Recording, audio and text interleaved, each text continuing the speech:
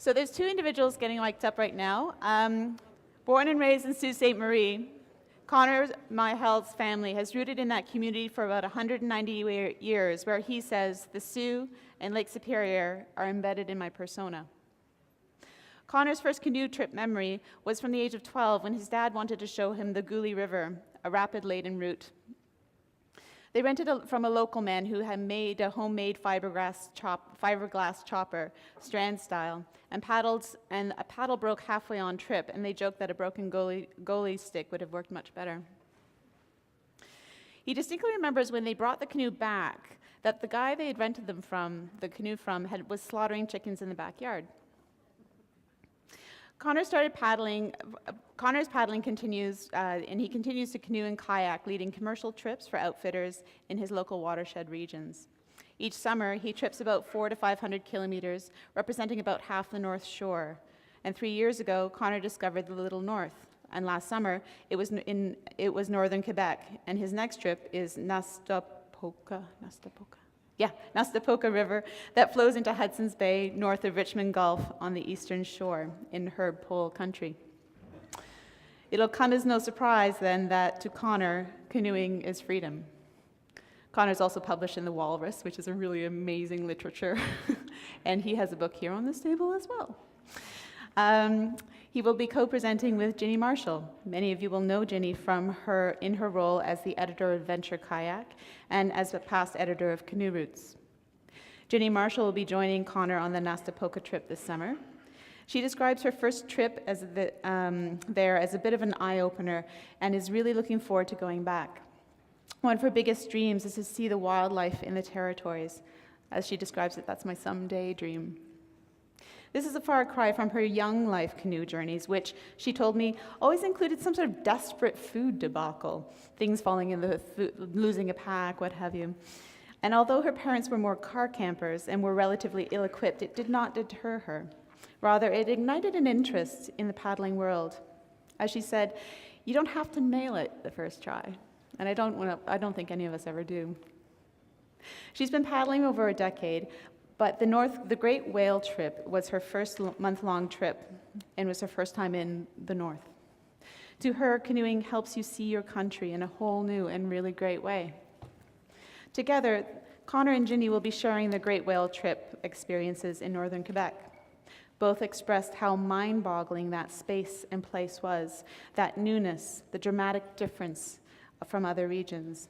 As Conor described it, everything was on a really raw scale. Please help me welcome Conor and Ginny.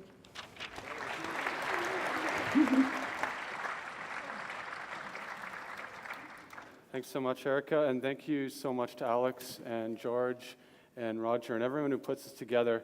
I think I speak for everyone when I say that the organization that must go into this, it goes beyond any canoe trip plan you could ever put together or any presentation you could throw together to deliver up here. So congratulations on 30 years. It's an honor to be here for that reason. Absolutely.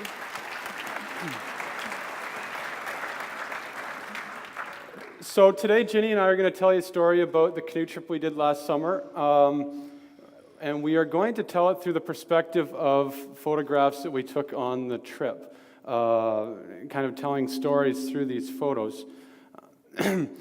And first off, I think it's neat to give you some background on how the trip came together. So there's 4 of us, but originally it started with 2 of us, a fellow by the name of Ryan and myself. And he was a teacher in Blind River in the North Shore of Lake Huron. And we had talked about doing a trip together for a while. He's a pretty well-traveled guy, seemed like a great person to trip with. My wife, Kim, she had decided that she was going to take the summer off. She had just finished teacher's college. She was kind of switching careers and hoping to find work. And she was in Thunder Bay last winter going to school, and I was at home with the dog and kind of telling her about this trip that we were planning to do. And every time we spoke, I would tell her a little bit more, and the maps were coming, and I was looking at Google Earth, and I was seeing this great river trip that was kind of piecing together in my mind's eye, and I could tell it was coming together in hers as well. And sure enough, right around this time of year last year, She said, I'm coming. I don't care about work. I'm going to come on the trip. So all of a sudden, we were scrambling. So lo and behold, Ginny stepped in pretty quickly, eh? Yeah, it didn't take much convincing, that's for sure. So we planned a trip in northern Quebec, and one of the reasons why I wanted to go there was kind of the prompting of a friend of mine in Quebec City, and it's too bad he can't be here today. He's a real student of the wilderness and student of the past and historical journeys, and he said, Conor, you got to go to the Great Whale River, Lac Bienville. There's this great route. Camp Kuwaitin has done it, and through another friend, I managed to reach out to Camp Kuwaitin and pick up some information, and we put together this trip that way. And I think for me, I was reading yesterday on the flight here something that really resonated with me, trying to figure out how to introduce this talk today. And it was this idea that human beings evolved from the savanna landscape of Africa. And if you think about it, the savanna is very much what we have kind of in that transition zone between the boreal forest and the tundra. It's open. The grasses are kind of replaced with lichen, interspersed with copses of trees. There's lots of water, plenty of birds, animals, all kinds of greenery, and often rivers, lakes, and water. I was reading in the story yesterday, and it said, even when people do not have this landscape, they consider it beautiful when viewed as art. And I found it interesting, reflecting on some of the presentations that I've seen today and last night, that so many of the photographs that we've seen today have represented that open landscape that I think humans are intrinsically drawn to. And you're going to see a lot of that today, so I hope you enjoy it. A little bit about the route really quickly. I really don't like using Google Earth for these types of things, but it kind of picks it all together. So we start at Lac des Oeufs, Egg Lake, which is at the end of the Trans-Taiga Highway pretty much, kind of an offshoot of that. We started on the Penobscot River and made our way over to the Great Whale. And then the genius of our route was the notes that we had from Camp Kuwaitin. And they traveled across country to the Coates River, which is a more intimate, it's a smaller waterway, and rejoins the Great Whale close to Hudson Bay. And we finished on the coast at the town of Kuujjuaq. So our capable and charming Quebecois shuttle driver for the Trans-Taiga Highway was this gentleman, Yves. And he was the absolute best chaperone you could hope for such a drive.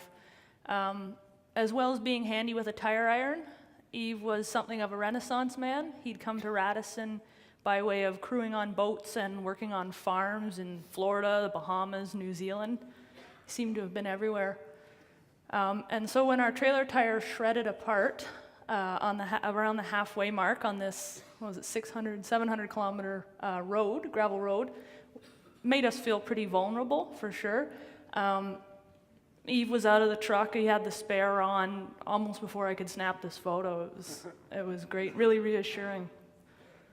Yeah, for me, this photo really speaks to the expansiveness of the landscape and the sense of smallness that you have, and also the sense of vulnerability you have when you're relying on technology to get you somewhere. It wasn't just an airplane flying us in, it was this huge Ford F-450 or something pickup truck and this junky old trailer that I borrowed from a friend. And this is what we're relying on to get us to this canoe trip that we spent months planning. And it was a humbling experience, and I think it was a really good introduction to the landscape for us. This was where we started. So for me, this photo embodies freedom, and it's freedom for both me as a paddler, and it's something that I've kind of revolved my life around, trying to make as much time to explore and to travel as I can, but also the freedom for rivers. So this is the very northwest end of the James Bay Hydro Complex. So looking in the direction that we're looking with this photo, rivers run free. Behind me is harnessed water feeding into the La Grande River, into some of the largest hydroelectric facilities in the world. So it was a real pivotal moment for us on the trip. It was the very first campsite, kind of on the side of a gravel road, but also it was a kind of the symbolism of getting onto this free-flowing river and a landscape that's just larger than life in terms of the flowing water on it. And just to add to making the experience a little more surreal for me, So we got there at dusk when Conor snapped this photo. The next morning, my canoe partner Ryan pulls out his shotgun and says, "Now it's time to practice. You guys each know how to use this in case we meet a polar bear." So there's Conor and I, who've never handled a gun before, sort of taking aim literally at Hydro-Quebec and firing this shotgun into this gravel dam. Certainly an interesting way to start a canoe trip. We won't be bringing the gun next year, or this year. So unpredictable weather was one of the first challenges of the trip. It actually felt like two separate trips. We had 3 weeks of cool and wet, followed by 1 week of hot and sunny. As a first-timer, me in the north, by day 10 I'd convinced myself that it never stops raining and campsites are soggy, and that's just the north. And reports to the contrary must be fabrications or just lucky exceptions, you know. So, but I like watching the weather and making my own predictions. This region of Nunavut had us completely mystified, and eventually we realized, watching the sky, hey, the weather systems are actually approaching from the east, which turned everything I thought I knew about Canadian weather on its head. It was interesting weather, though, because every evening, it felt like just about every evening, we'd have this moment of respite when the rain would stop, we'd have our bellies full, sometimes the sun would shine. This is actually forest fire-laden skies blowing across Hudson Bay, I suppose, because there sure as hell weren't any forest fires in Quebec last summer with all the rain we had. But the bugs would go away, and we could just kind of sit around and chat around the fire, tell stories, look at the maps, read, write in our journals, all those wonderful things that we come to enjoy on canoe trips. And for me, the way I relate to the natural world comes a lot from my grandfather, and he lived on Lake Superior and spent many a good evening there with him, and one of the things he would say is, "I wonder what the rich people of the world are doing right now."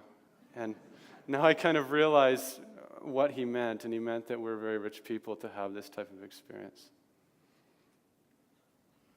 So the quiet and immensity of that landscape really gave you the space and time for contemplation. And some of my favorite times on the trip were the early mornings when my turn at breakfast duty would have me up before everyone else, before even the sun.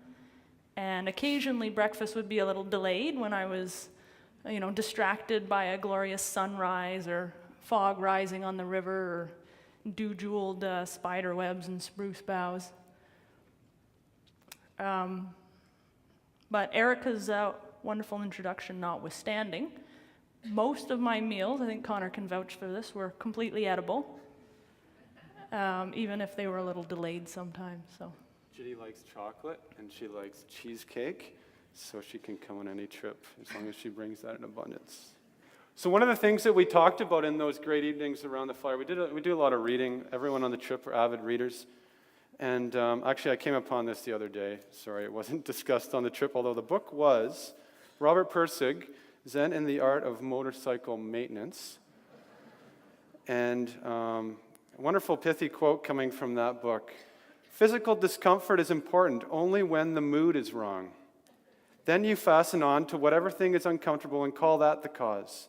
But if the mood is right, physical discomfort doesn't mean much." And it's as true on a canoe trip as it is on a motorcycle seat in a rainstorm. So here we are, we're crossing over to the Great Whale River. Generally, we had lots of water last summer, but for some reason there wasn't much here. 200 yards of this. Ryan always carried the Wanigan, God bless him for that. And I almost lost my nerve on this portage. I don't lose my nerve very often when it comes to physical challenges, but carrying a 100-pound waterlogged wood canvas canoe over slippery rocks set in a sea of muck just about caused me to lose it. But I made it. The mood was right afterwards. And it kind of speaks to this thing about canoe trips. It's so wonderful. And it can be hell when you're out there in the moment. But when you think back, all those hellish ordeals kind of filter through like flour going through a sifting machine. And all we remember are those utopic memories in between. I think you called it the way misery transforms my memory. That's it. Is that what I wrote? You want back? Oh, well, just a comment I'd add. My background is largely as a sea kyer, and it's ironic that the portages were actually sort of one of the most familiar experiences for me on this trip. Not that you portage sea kayaks a lot, but just that in some cases they were physically impassable when they were wet. Just the footing wasn't there, so that waiting for the weather was, as true on a landlocked canoe trip as it is on the open coast. Swatting black flies, checking coordinates. This photo pretty much sums up that long, overgrown portage, familiar to many of you, I'm sure, where every map check makes you a stationary buffet for bloodthirsty bugs. The experience of following a bearing through untracked spruce swamp for hundreds of meters was new to me, but both Conor and I loved working with maps. On this 800-meter portage on day 3, we were pretty sure of our position, but we hadn't really gained the confidence yet to trust that instinct. So fortunately, Ryan had a very rudimentary GPS device for those situations. And being map geeks, Conor and I naturally started calling him the man who talks to the stars. Yeah, you talk about the contrast between sea kayaking and canoeing. It's something that came through to me, because I started as a canoeist. That's kind of how I got into the wilderness, but I quickly moved towards sea kayaking. Being on the Great Lakes, it made sense. If I wanted to work my summers as a student, I could paddle a sea kayak more than I could paddle a canoe. But the real contrast is this image. You'd never see this in a sea kayak magazine, would you, Ginny? Probably not. So part of the reason I wanted to go to Quebec, based on, well, first off, what Etienne had told me, and also I love traveling in places where we can see vestiges of past cultures. Some of them are older than others. Northern Quebec really captured my imagination. A film that my dad loved, he was an English teacher, he loved to show his students, was Cree Hunters of Mistassini.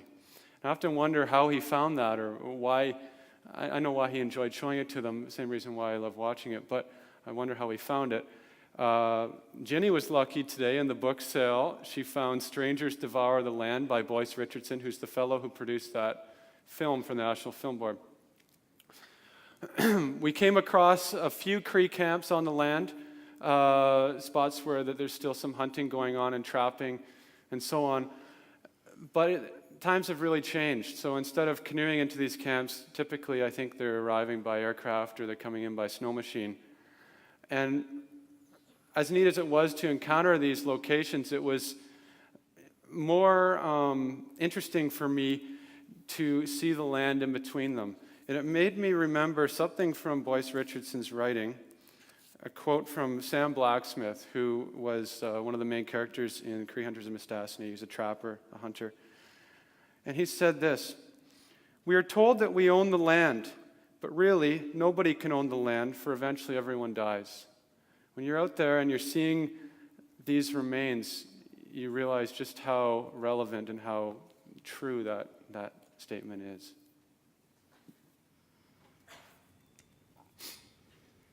So as Conor was pointing out, we were just the most recent travelers in a long tradition on this land. And the mossy medallion of rocks that you see in the lower left there on this scenic island was the remains of a central fire hearth around which a Cree teepee would have stood. We had no way of knowing how old it was, but it was a subtle yet powerful reminder that people have been drawn to the same beauty spots for centuries.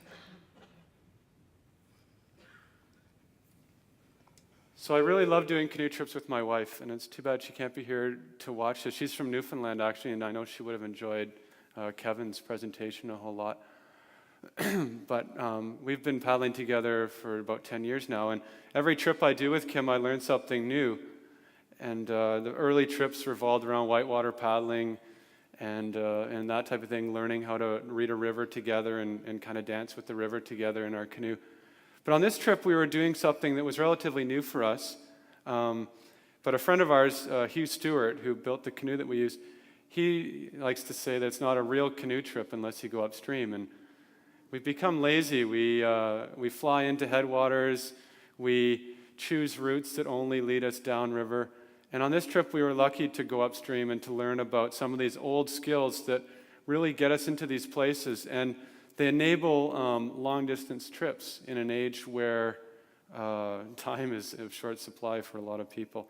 So just waiting and lining and obviously a lot of portaging, which we're familiar with. It was just a way to open up the landscape and to really get a sense of reward. So Quebecers have a saying, traiter aux petits oignons. It means to treat with great care, or literally to be treated with little onions. Conor and Kim paddled a traditional cedar canvas canoe on this trip, while Ryan and I piloted a battered Royal X boat from 1989. So for me, it was really interesting to see the difference in approach that goes with those two different styles. For Conor, it wasn't enough to just drag the boat ashore and get it on his shoulders, or at the end of a long, grueling portage to just throw it down wherever he could manage. He had to handle it delicately. Traiter aux petits oignons. Sometimes, in fact, Kim and I would have to stand at the bow and stern and act as like spotters while he sort of tottered along a particularly treacherous boulder garden. And at every transition point, the canoe had to be floated in deep water for loading and unloading. So by comparison, Ryan and I had it easy. We could load it on a rock ledge and slide it right into the river. But nothing, I think you'll agree, nothing beats the aesthetic of a cedar canvas canoe in its element. It hangs in my garage, and just about every day of the week I go out there and I look at it.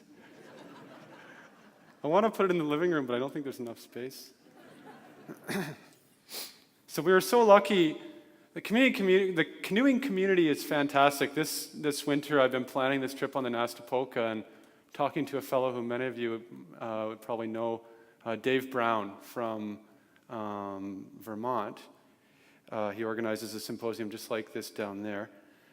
And but for this trip, for the Coats, we were getting our information from Camp Kuwaitan. And so generous people just sent me trip reports and all kinds of information, giving us a good sense of what to expect, and really pointing us in the direction of this beautiful river called the Coats, which is unremarkable on a black and white map. It's kind of tucked in between the Little Whale River and the Great Whale River, yet it was kind of the ideal gradient for a canoe trip, runnable rapids, portages, waterfalls, lakes, just a beautiful waterway that we returned to thanks to the folks at Camp Kuwaitan. Conor insisted that I tell the funny backstory that goes along with this photo, even though it's somewhat embarrassing for those involved. So the top of this rapid, Conor and Kim eddied out very gracefully. It wasn't a hairy eddy line. It wasn't really anything. And Ryan and I sort of, charged in after them. And I feel the canoe sort of wobble. I'm in the bow, and I look behind me, and there's nobody there. And there's sort of water sloshing over the side, and Ryan pops up in the water nearby, and I jumped out to save the boat. Okay, so I'm charging, just sort of, well, you're on your own, son. All these rapids are below us, and I just start charging and see Conor sort of deer in headlights, grabbing for the throw bag in the eddy. But luckily, we both sort of had washed into the eddy. We just got hung up on the eddy line. So that was a fun little eye-opener for both of us. I think pay attention, even on small features, just be present and always pay attention. Ryan and my beater boat, combined with my naive optimism, often meant that we served as the probe on shallow rapids and pinball boulder runs. And if we could make it through without scrubbing, then Conor and Kim's higher floating canoe would certainly run through unscathed. Our roles reversed on high volume rapids and deep hits like this one on the lower Coats, where our heavily laden tripper and past experience put us at greater risk of swamping. Yeah, so Conor and Kim, they seemed to be able to put the canoe right where they wanted it. Ryan and I had that close call, and we did have one fairly ignominious swim that I'm not going to tell you about. But fortunately, Conor witnessed the whole thing, and insisted on giving us a detailed play-by-play of that several times afterwards and on successive campfires. So They almost ran it backwards. we almost made it backwards. So this is one of my favorite campsites of the trip. Land of Eskers, northern Quebec. Make beautiful spots to camp. Very aesthetically pleasing. You look at that curve of that gravel ancient stream bed, and it's beautiful to look at. Before we did the trip, I had the pleasure of reading a book by Arthur Twomey, Needle to the North. Some of you may have heard of his work. He traveled in the area in 1938, probably one of the first non-native people to explore the area. He was looking for freshwater seals, trying to identify unique species of freshwater seal around Clearwater Lake. Anyways, he went in the winter, and he justified this in the following way. Why didn't we go in the summertime? It would, of course, have been quite possible to go inland on a summer expedition, but less easily, perhaps, than you would imagine. Like a saturated sponge, the land yields water at a touch. There are lakes, swamps, and rivers in every summer valley. There are bare rocks, waterfalls, and lichens on the hills. I read that, and I look at this place, and I remember this place. I think, why the hell didn't he go in the summertime instead of freezing to death in the winter? This site is on the Coates River. It was one of my favorite camps. We called it Big Crack Camp for that thunderbolt-shaped fissure zigzagging through the rock plateau. Some might see that as a hazard, or at the very least an inconvenience. We had to leap across this meter-wide, water-filled abyss to move between the boats, the kitchen, and the tents. But I felt a strange connection to that place and affection for it. And at times, I thought I heard whispering from the cracks. It could have just been the sound of distant rapids throwing their murmurings. Or maybe what I was hearing was the mischievous Ojibwa rock spirits, Mamagwashi. Campsites are some of the few places we stop and remain for a few hours or a few days.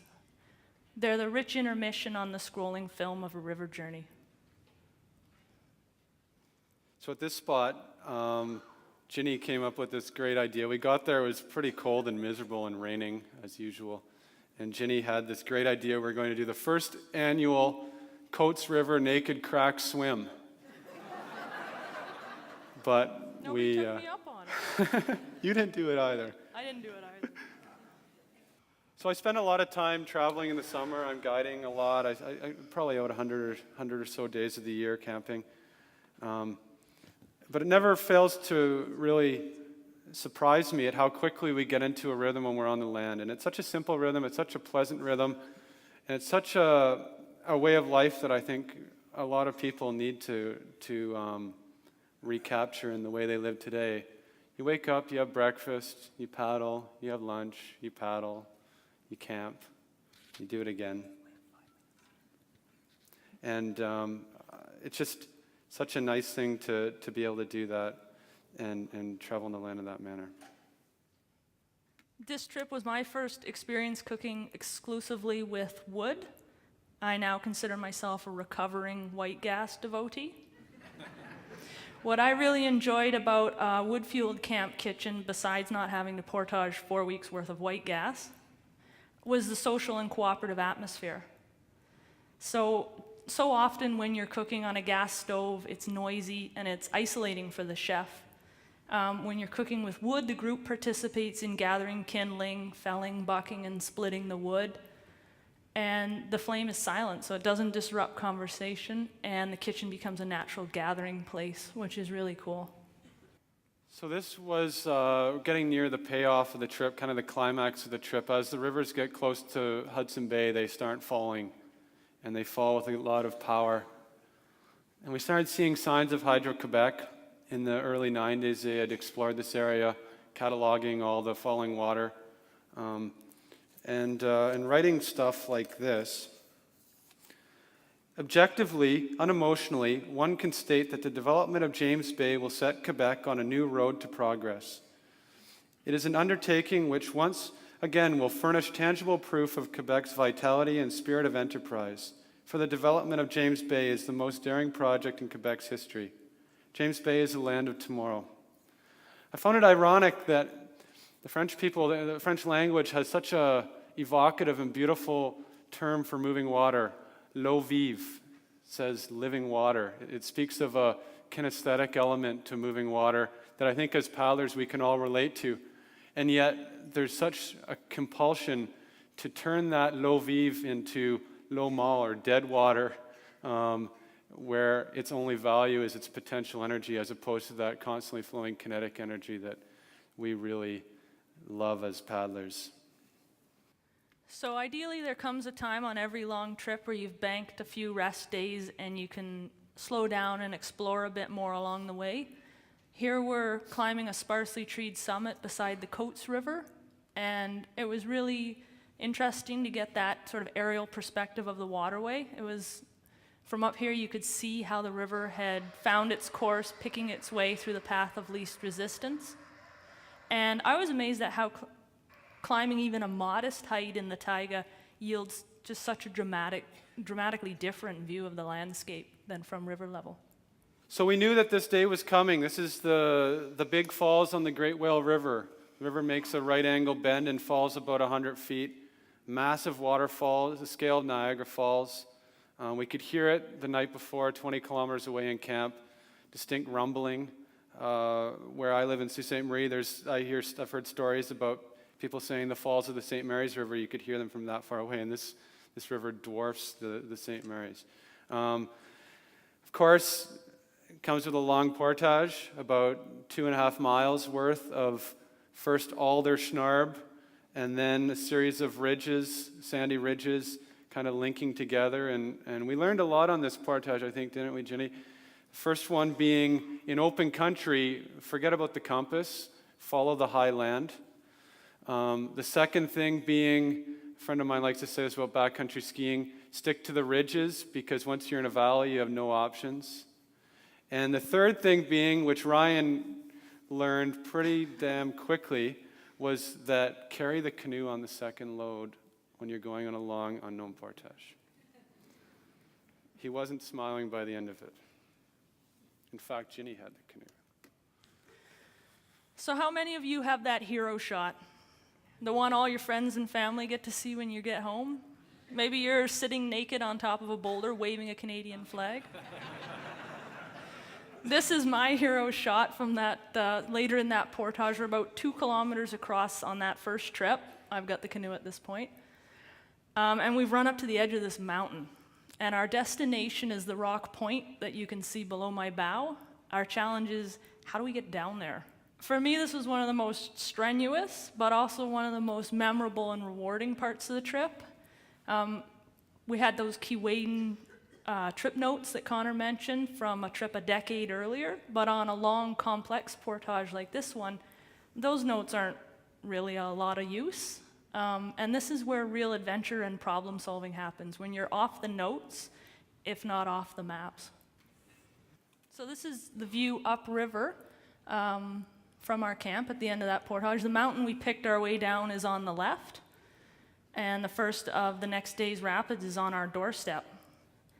With the searing heat of that day finally abating and that monumental obstacle behind us, for me, the hours following that portage were a time of relief and satisfaction in what we had accomplished. I knew the rapids the next day would be the largest and most challenging that we'd faced so far, but that knowledge was abstract in the way only a first-timers can be. Conor had a very different perspective. This place was terrifying. You could hear boulders bouncing down the riverbed, belching. It's like a giant. It's like tiptoeing on the back of a dragon. It's one of those places, we all have them. We've all been to places like this where you're terrified of what's coming up next, what's going to happen the next day. And this was at sunset, just before I went in the tent tonight. It was a warm day. I felt compelled to go back in the river for a swim in that eddy, and you could just feel the power of the river. And I knew what was coming up the next day would be the crux of the trip and kind of what we'd been basically practicing for over the past 3 weeks. This is my attempt at Hap Wilson. The water was big enough that we weren't bothering to take pictures. 6 kilometers of class 3, 4, 5 holes that would swallow Greyhound buses. Massive stuff. We were just tiptoeing down the edge of the river. The shoreline was pretty much impenetrable. Lining, carrying over slippery rocks. Luckily, we had a beautiful day. And then by the time we got to the end, just the best whitewater you could ever imagine. I live for days like this. Luckily, you can't read all of Conor's rapid names on there, but we got quite creative. There was a portage called Twinkle Toes, and a long stretch of whitewater that we walked on the shore that Conor called Doing Lines, and a couple other interesting names as well. Nice names. Yeah. At the Blue Mountain Scenic Caves in Collingwood, there's a narrow gap called Fat Man's Misery. We gave this spot on the Big Bend Gorge the same name, and the canoe just barely squeezed behind this boulder that had broken away from the cliff shoreline. This was the last portage of the gorge. Last photo, I promise. The last image that I'd like to share with you tonight is this one that Conor captured on our final day on the river. And to me, it really encapsulates all of the incredible emotions and learning of my first wilderness river trip. On the faces of the paddlers, I see happiness, pride, and relief. Ryan and I had never paddled together before this trip, 4-week trip. We'd never even met before this trip. And each challenge brought a learning curve in that relationship, sometimes a steep one. And after the harrowing whitewater of that Big Bend Gorge, we were surprised by one last large rapid. And we had no choice but to make a long, high-risk ferry across to the far shore to avoid a series of unrunnable ledges. Conor and Kim went first. The waves looked enormous.